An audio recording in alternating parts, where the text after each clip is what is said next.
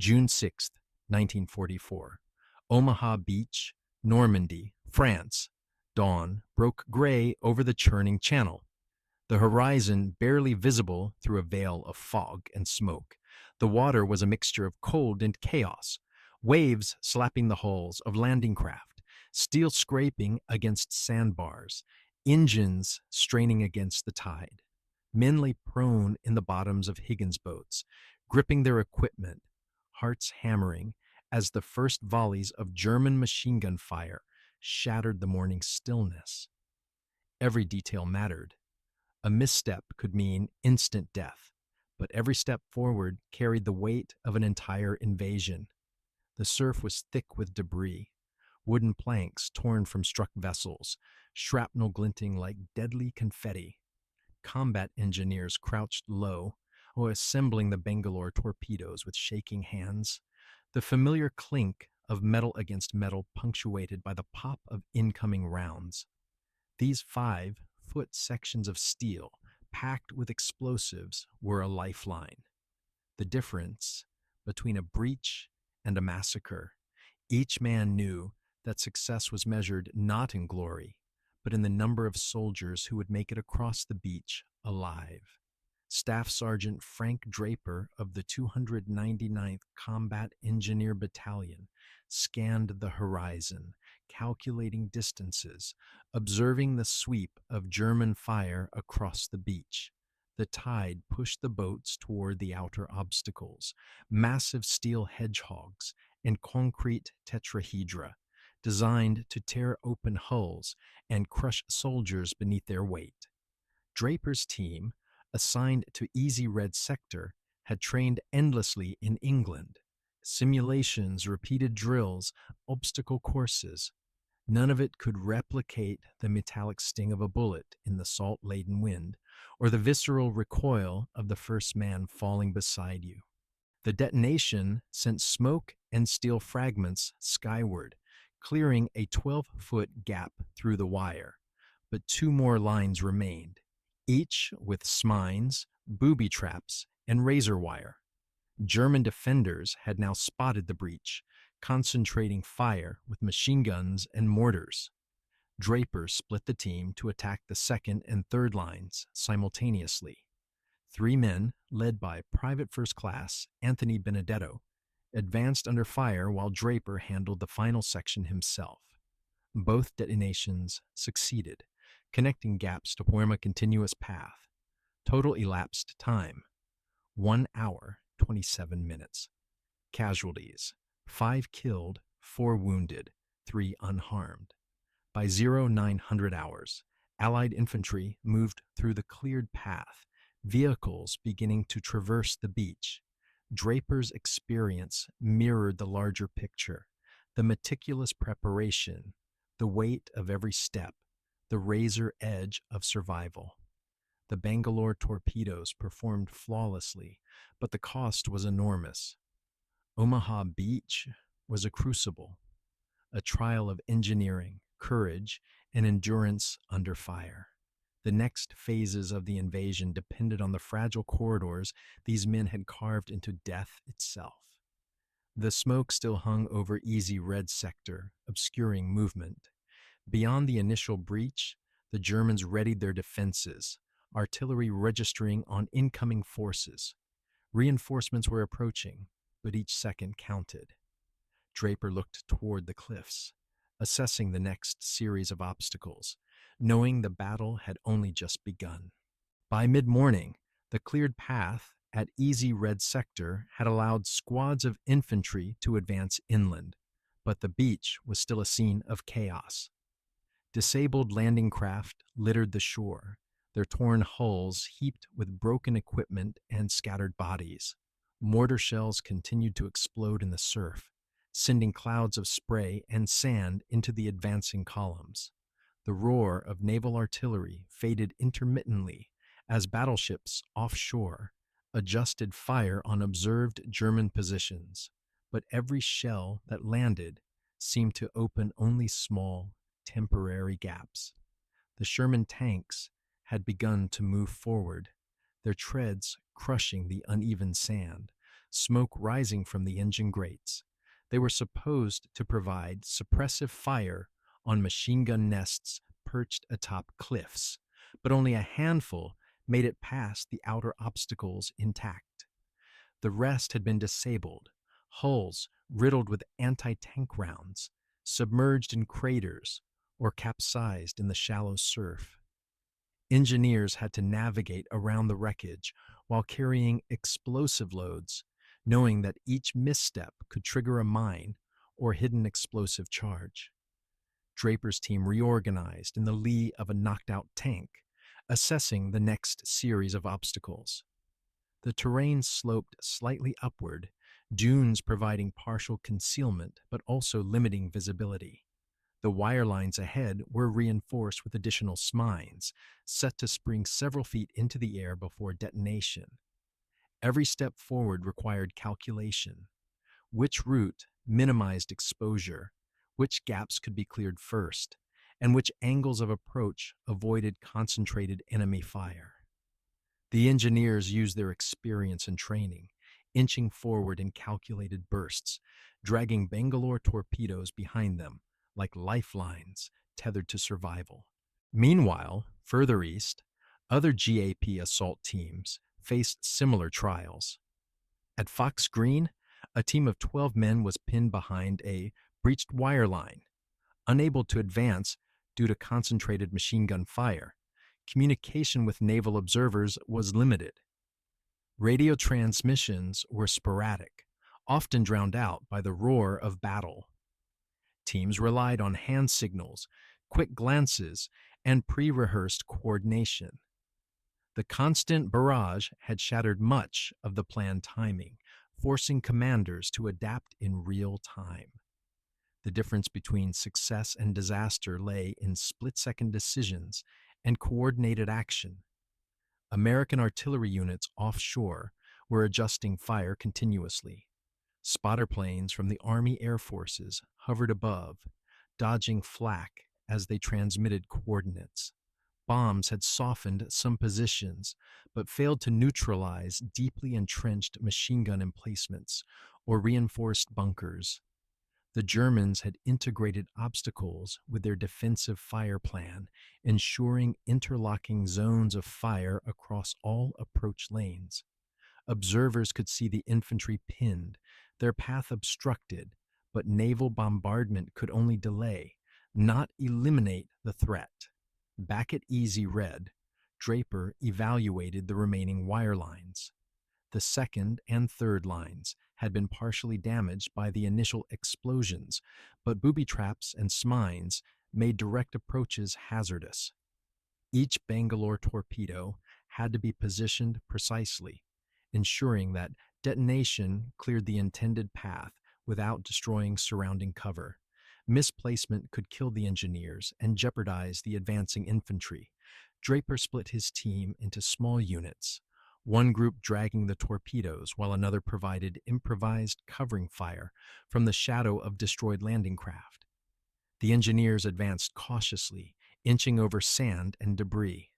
Machine gun fire snapped overhead, bullets striking water, metal, and flesh.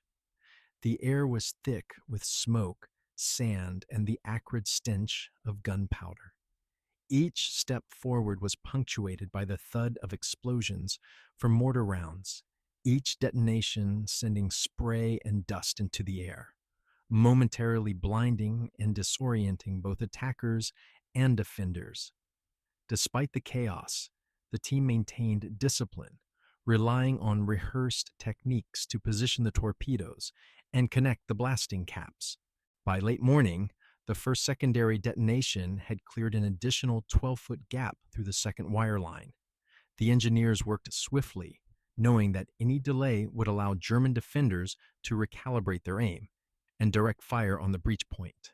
The path was narrow, just enough for infantry to advance in column, but the creation of even a small corridor represented a critical foothold. Engineers crawled back to retrieve spent torpedoes, readying them for the third wire line, while wounded were assisted to the temporary aid stations formed behind disabled tanks. The inner wire line, closest to the seawall, posed the greatest danger. Razor wire and hidden mines were interspersed with tripwires designed to trigger hand grenades or small explosive charges. Draper inspected the terrain, mapping angles and possible gaps, mentally running through each step of placement and detonation. The team split further, one half preparing torpedoes, the other scanning for concealed threats. Every action was deliberate, measured, and synchronized to minimize casualties. Despite exhaustion, every member of the team remained focused. 5 men had already been killed, 4 wounded, yet the remaining 3 pressed on, driven by mission and survival instinct. The detonation of the final Bangalore torpedo sent a plume of smoke into the sky, debris raining down, clearing a gap through the inner line. It was a narrow corridor, jagged and temporary, but it connected with the previous breaches, allowing infantry to surge through toward the bluffs.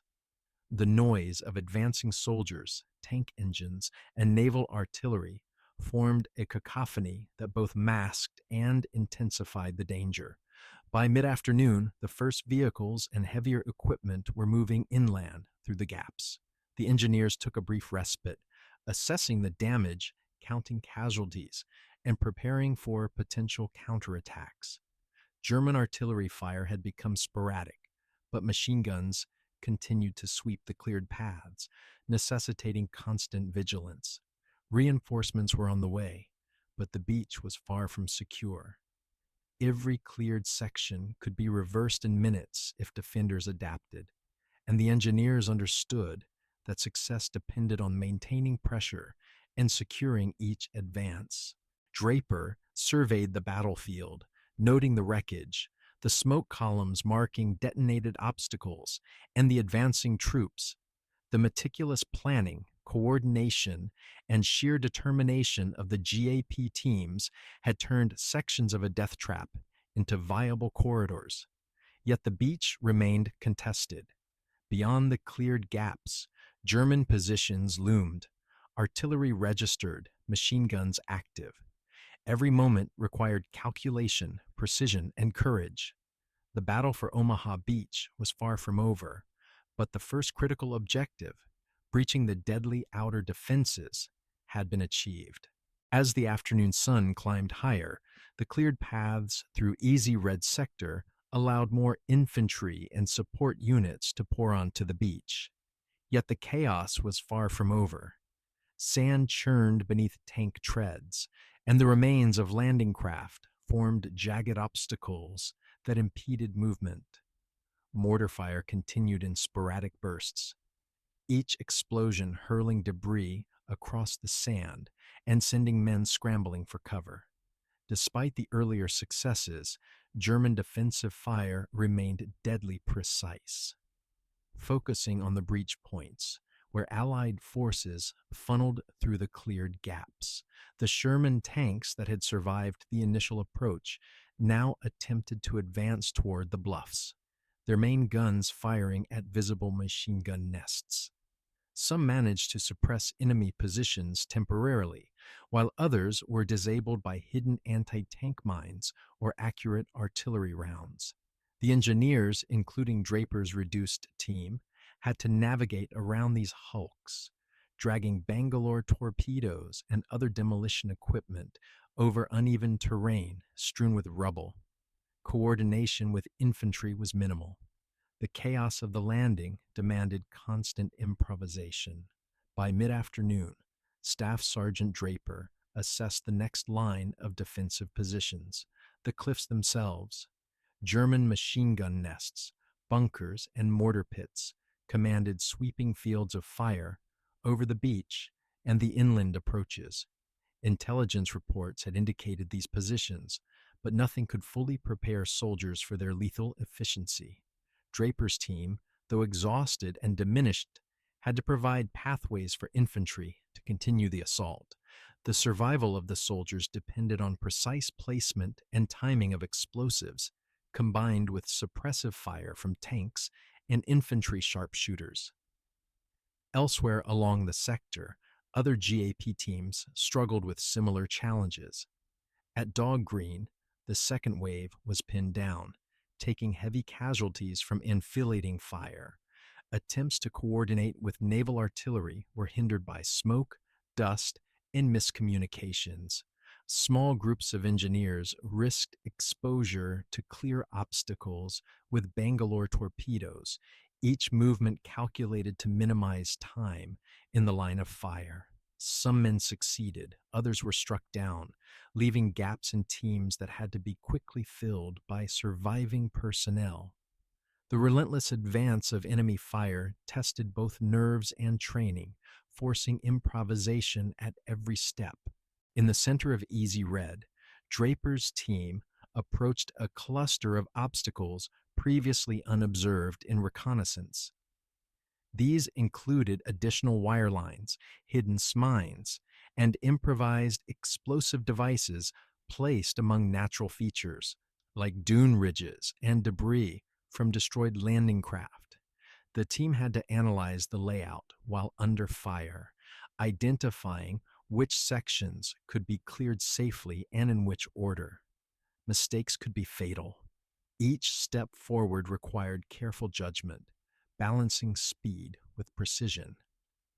The engineers deployed their remaining Bangalore torpedoes, positioning them across multiple lines of wire simultaneously. The first detonation created a narrow corridor through the outermost barrier, and as the smoke and debris cleared, Draper and his men immediately moved the next charges into place.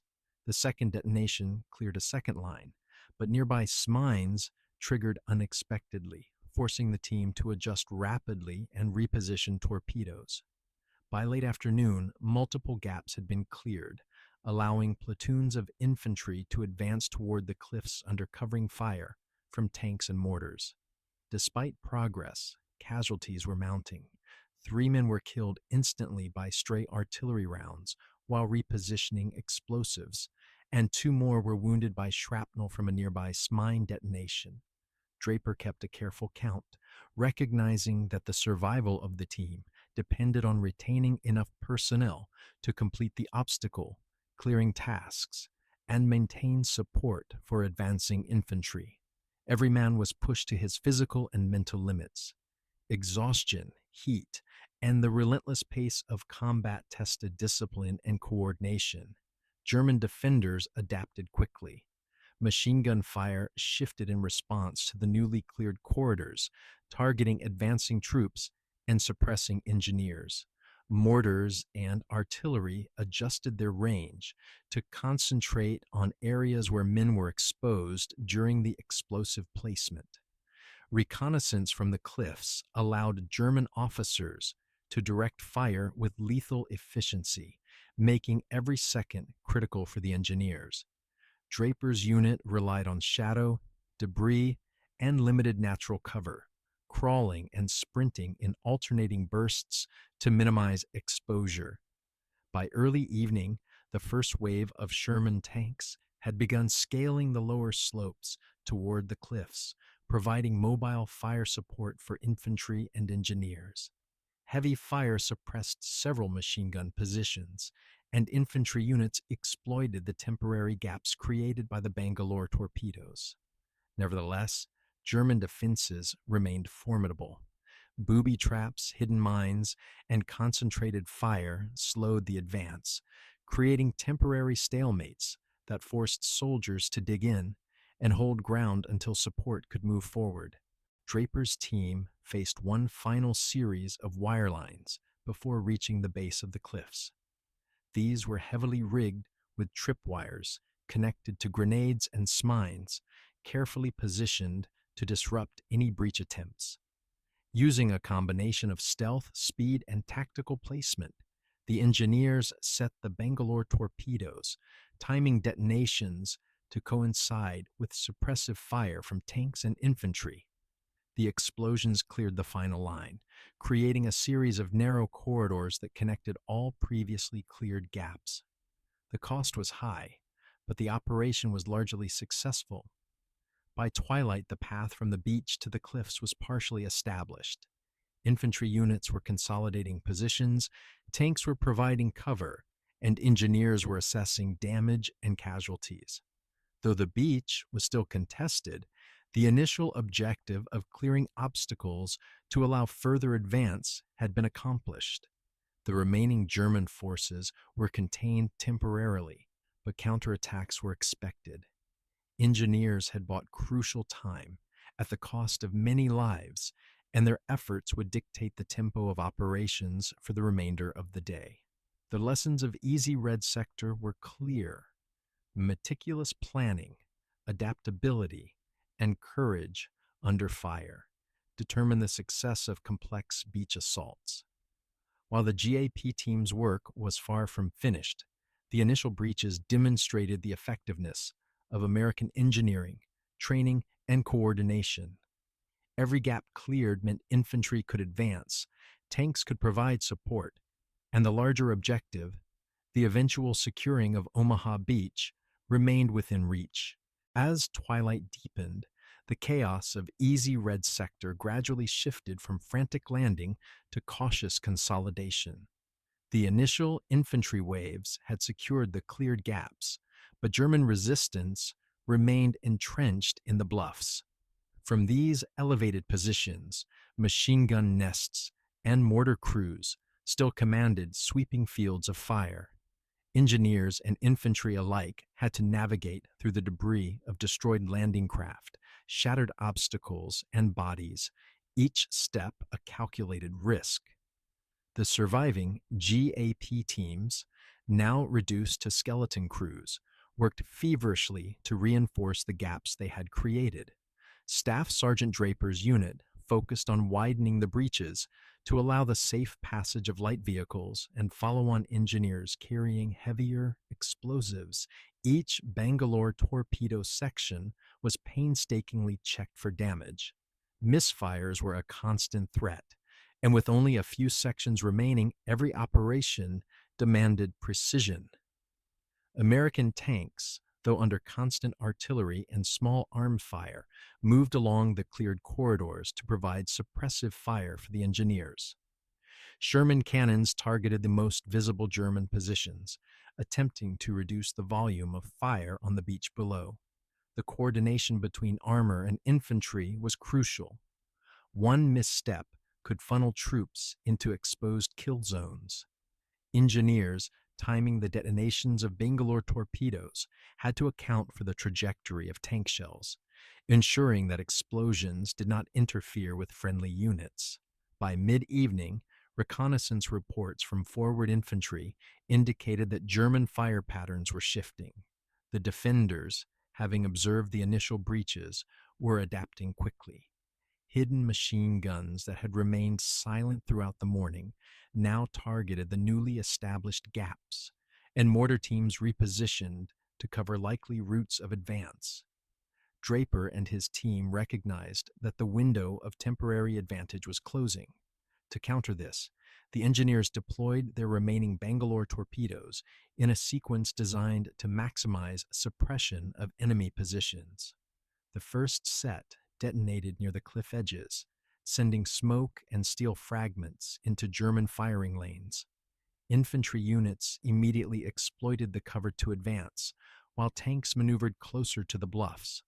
The simultaneous detonation of the second set along a parallel line created additional lanes, ensuring continuous movement inland. Each explosion had to be timed precisely. Too early, and German observation would allow adjustments in fire. Too late, and friendly units would be trapped in the line of blast. The psychological strain on the soldiers was intense. Many were operating continuously for hours under extreme stress, witnessing casualties among comrades, and aware that the slightest miscalculation could be fatal. Staff Sergeant Draper maintained order through disciplined action, directing movements with hand signals and precise positioning. The lack of verbal communication minimized exposure but demanded exact understanding among all team members. As night approached, the temperature dropped, and the incoming tide began to reshape the battlefield. Flooded craters and debris created natural obstacles that complicated movement. Engineers had to adjust paths constantly, clearing smaller barriers and reinforcing temporary positions to maintain safe lanes for infantry and vehicles. Mortar and artillery fire continued intermittently, reminding the troops that the German defensive network remained operational and lethal. Amid this, Army Air Force's planes provided intermittent support, strafing German positions on the bluffs and dropping small demolition charges in pre-registered zones. The precision of aerial bombardment was limited by smoke, dust, and terrain, but each strike helped suppress enemy fire long enough for engineers and infantry to maneuver. The coordination between land and air units was a testament to meticulous planning, though execution under live fire proved more chaotic than training scenarios. By late evening, Draper's team had successfully expanded the main breach, creating a navigable corridor approximately 15 yards wide. Infantry units moved through in column formations, followed by light vehicles carrying ammunition, medical supplies, and additional demolition equipment. The engineers paused only briefly to tend to the wounded and redistribute remaining explosives. Every moment of delay increased exposure to German counterfire, necessitating a balance between speed and caution. Intelligence reports relayed by forward observers indicated that enemy reinforcements were attempting to regroup inland, preparing to launch counterattacks against the newly established beachhead. Staff Sergeant Draper relayed this information to adjacent GAP teams, coordinating secondary breach operations to ensure that the American advance could continue uninterrupted.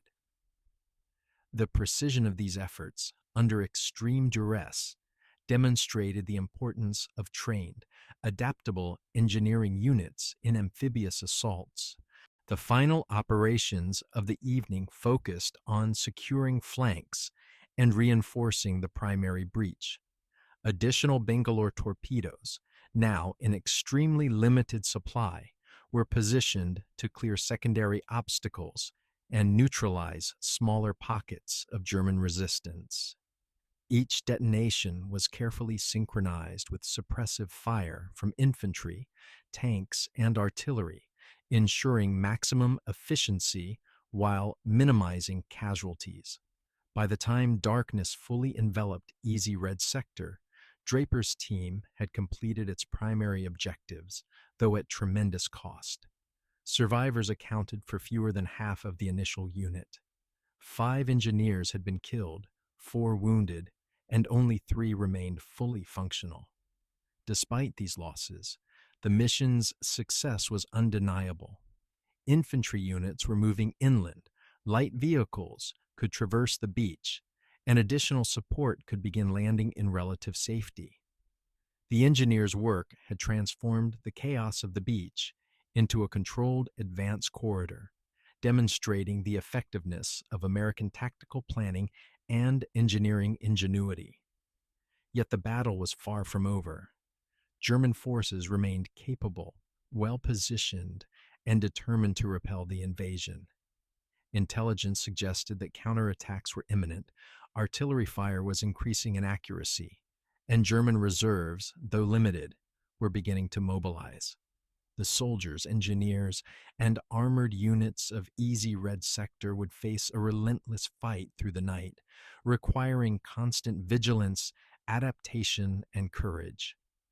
As moonlight reflected off the water, Staff Sergeant Draper surveyed the beachhead. Paths had been cleared, obstacles neutralized, and the first phase of the assault secured. But the price had been high, and the next phase, linking with adjacent sectors, advancing inland, and consolidating positions under constant threat, was only beginning. Every man knew that success required relentless effort, coordination, and the willingness to face extreme danger head-on. The night ahead promised no relief, only a continuation of the struggle for Omaha Beach and the critical foothold it represented in the liberation of Europe. The night descended over Easy Red Sector with a deceptive calm. The roar of artillery had diminished, replaced by the intermittent cracking of sniper fire and the low, steady rumble of distant German artillery across the bluffs. The beach, scarred by craters, debris, and wreckage of landing craft, now served as a tenuous staging area for follow-on units. Engineers moved cautiously, checking that the paths cleared earlier remained viable under shifting tides and wind-driven sand. Each footstep was calculated. A misstep could trigger a concealed mine or draw enemy fire. Behind the main breach, infantry squads consolidated positions, establishing temporary perimeters with sandbags, collapsed landing craft, and salvaged wooden stakes. Communication between units relied on prearranged signals and couriers, as radio traffic was limited to prevent interception. Staff Sergeant Draper, still in command of his surviving team, oversaw these adjustments, ensuring that lanes remained open for the arrival of additional forces. Inland, the first wave of tanks that had crossed the breach began suppressing German positions with sporadic cannon fire, targeting observation points and machine gun nests. The confined terrain made direct assaults perilous. Exposed tanks could be disabled by hidden anti-tank obstacles or well-placed artillery. The engineers understood this and worked to extend the cleared paths while maintaining a low profile, using the shadows of wrecked craft and craters for concealment. The beach itself was a landscape of contradictions, silent in some areas, chaotic in others. Smoke from smoldering landing craft hung low, drifting over the incoming tide, creating visual cover for movement but complicating navigation. Explosions from unexploded munitions occasionally shattered the night, forcing units to halt and reassess routes. Every detonation, whether enemy or residual, reminded the soldiers that the environment itself was as deadly as the German defenses. By late night, reports indicated isolated counterattacks. German units had regrouped behind dune ridges and shell craters, attempting to interdict the American consolidation. Small teams of infantry probed the breached lanes, testing the limits of American suppression and the durability of newly established positions. Draper coordinated with adjacent GAP teams to ensure overlapping fields of fire, setting up positions where small arms, mortars, and improvised barricades could cover likely infiltration points. The engineers' Bangalore torpedoes had been expended, but their effectiveness had established critical corridors. Without these breaches, movement of men and material would have stalled entirely under sustained German fire. The utility of American engineering ingenuity was now evident. The initial assault had been transformed from a chaotic landing into a controlled foothold, allowing for continued buildup and eventual inland advance. Tactical assessment at midnight showed that approximately 60% of Easy Red Sector was secure, though pockets of resistance persisted along the bluffs and behind secondary obstacles. Observation posts confirmed that German artillery remained operational, but largely ineffective against consolidated positions. Their aim disrupted by smoke, scattered troops, and the sudden movement of heavy vehicles along newly cleared lanes. Engineers marked the safest routes with discrete indicators, guiding follow-on units to avoid mines, wire, and debris while maintaining speed. As hours passed toward the early morning, the tide receded slightly, revealing previously submerged obstacles. New hazards emerged: wooden stakes, metal frames, and tripwires that had been concealed by water now posed immediate threats to advancing infantry. Draper's team, though exhausted, moved along the perimeter, using improvised shields and minimal exposure to neutralize these remaining dangers.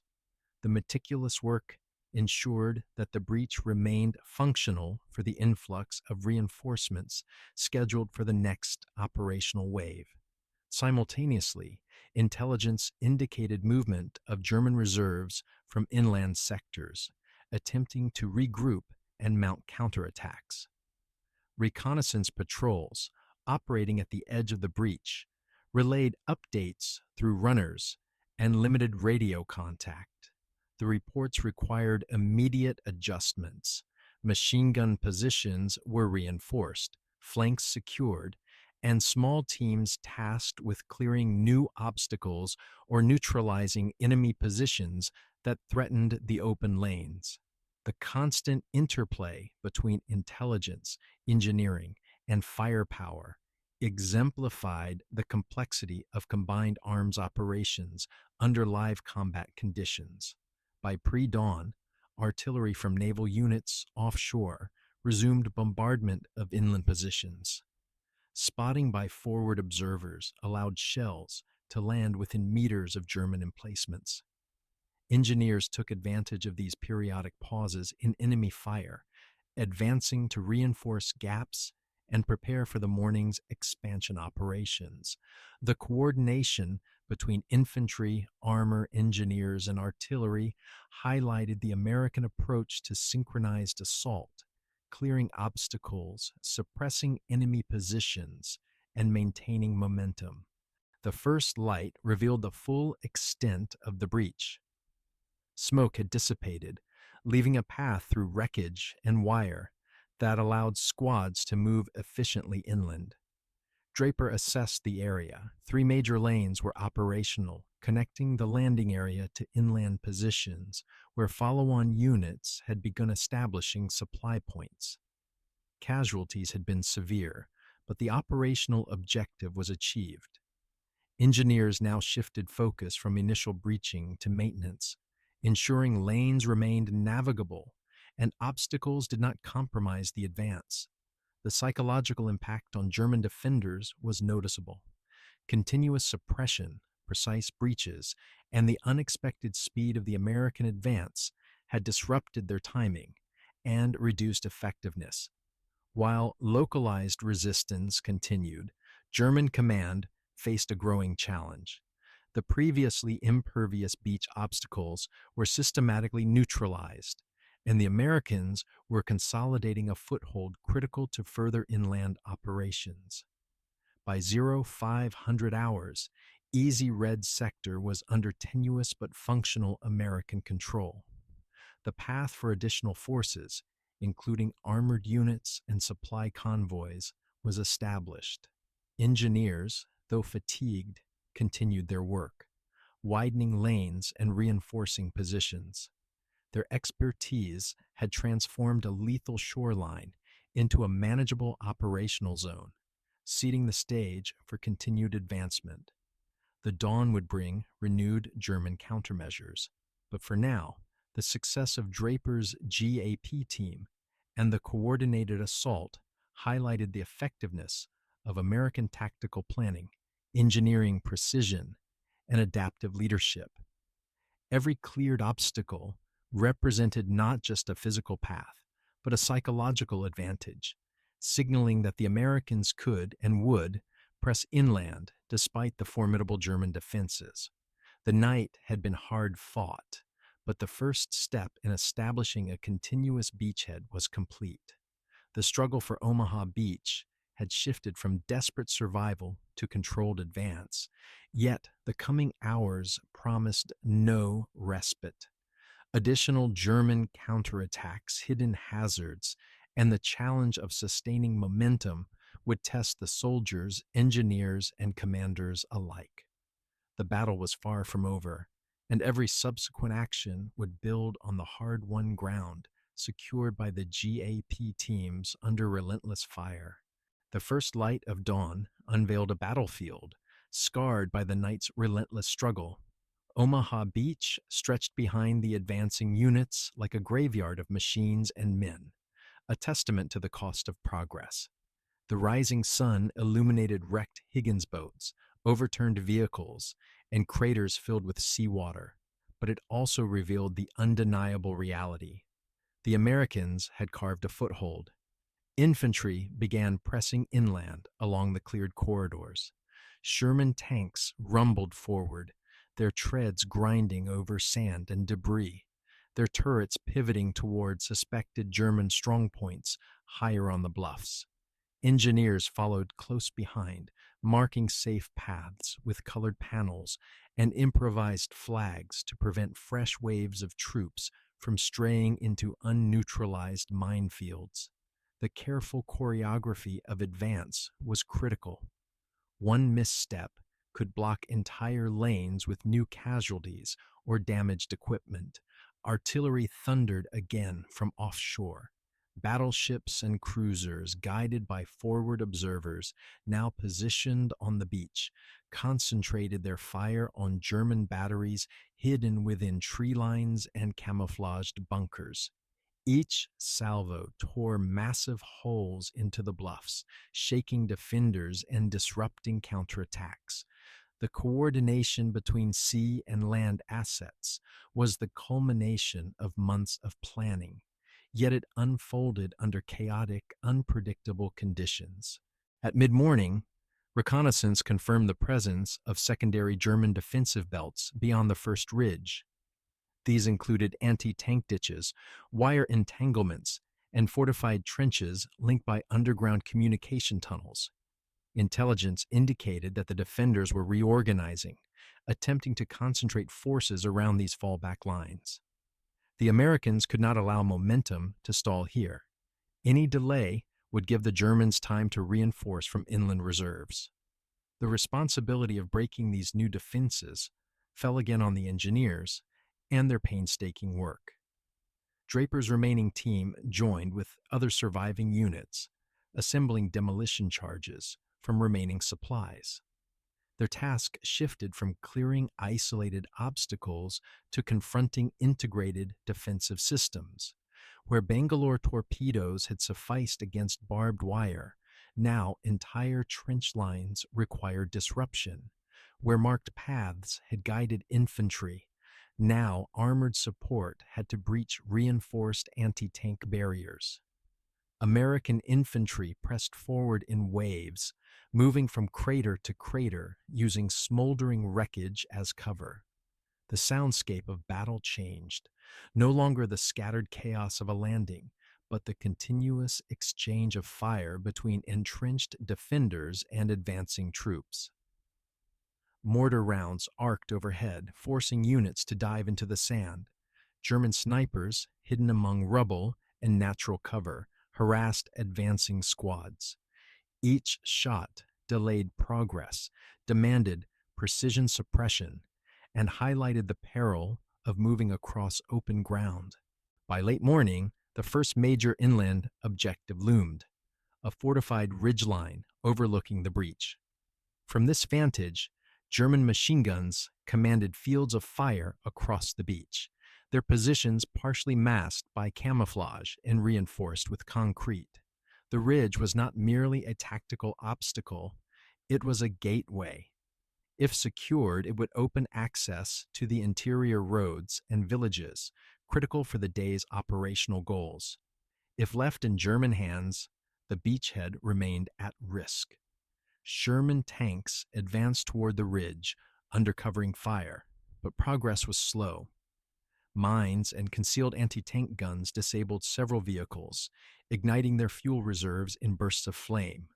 Crews scrambled out under fire, some making it back to cover, others cut down before reaching safety. Draper's engineers moved alongside surviving tanks, identifying hazards and attempting rapid clearance under constant threat. Every explosion, every obstacle dismantled, carried the cost of exposure to enemy fire. Offshore, naval fire adjusted again, concentrating on the ridge with methodical barrages. The ground shook as shells exploded, dislodging defenders and tearing apart emplacements. Yet not all targets were neutralized. Some bunkers survived, their firing apertures re-emerging through dust and smoke, spitting out sustained streams of fire. Infantry adapted by flanking, moving through brush and shallow gullies, their movements guided by engineers' markings and officers' hand signals. By noon, the Americans reached the lower slopes of the ridge. Casualties mounted, but the line held steady. Combat shifted into close proximity. Grenade exchanges, short bursts of automatic fire, and the grinding advance of tanks against emplacements. Engineers placed demolition charges at bunker entrances, timing blasts to coincide with suppressing fire from heavy weapons. Each detonation sent shockwaves across the battlefield, collapsing positions and silencing resistance, one strong point at a time. German counterattacks erupted intermittently from concealed positions behind the ridge. Small groups attempted to infiltrate the breach, targeting supply teams and engineers. These attempts forced the Americans to split attention, maintaining defensive fire while sustaining pressure forward. Coordination was essential. Without it, the fragile foothold could collapse under concentrated assault. By mid-afternoon, momentum tilted decisively. The ridge's first defensive tier was compromised, its bunkers neutralized or abandoned. Survivors among the German defenders withdrew further inland, regrouping towards secondary lines. For the Americans, this was both progress and warning. Deeper defenses remained intact, and each gain meant entering zones pre-sighted for artillery and machine gun fire. The cost of the morning was evident on the battlefield. Wrecked tanks littered the approach to the ridge. Fallen soldiers lay scattered across craters, their positions marked only by silence amidst the roar of battle. Engineers, though depleted in numbers, continued their methodical advance, ensuring that every cleared path remained functional for reinforcements. Draper, still leading his reduced team, worked without pause, directing men to mark mines, salvage usable charges, and coordinate with infantry officers. The capture of the ridge by late afternoon marked the first decisive inland gain of the Easy Red sector. From its heights, American observers could finally direct sustained fire deeper into German territory, targeting supply lines and secondary defenses. The view inland revealed hedgerows, winding roads, and scattered villages, terrain that promised both cover and complexity in the coming days. Yet the battle was not over. German artillery continued to pound the beachhead, their fire adjusted to target consolidation points. Supply teams struggled to bring forward ammunition and medical equipment across unstable routes. Engineers knew their task was far from complete. Every foot of ground gained required maintenance, reinforcement, and clearance to sustain the advance. The Americans had survived the landing, breached the first defenses, and secured the ridge. But the day was only half over, and the struggle inland would demand even greater endurance, ingenuity, and sacrifice. The beach was no longer the primary battlefield. The fight was shifting into the heart of occupied France, where every hedgerow and village concealed new threats. The ridge stood as both a symbol of progress and a reminder of the cost. It was a fragile foothold, purchased with blood, steel, and the relentless labor of engineers under fire. As reinforcements poured ashore, the next phase of Operation Overlord unfolded, not survival, but expansion. The Americans were ashore to stay, but the battle for Normandy had only just begun.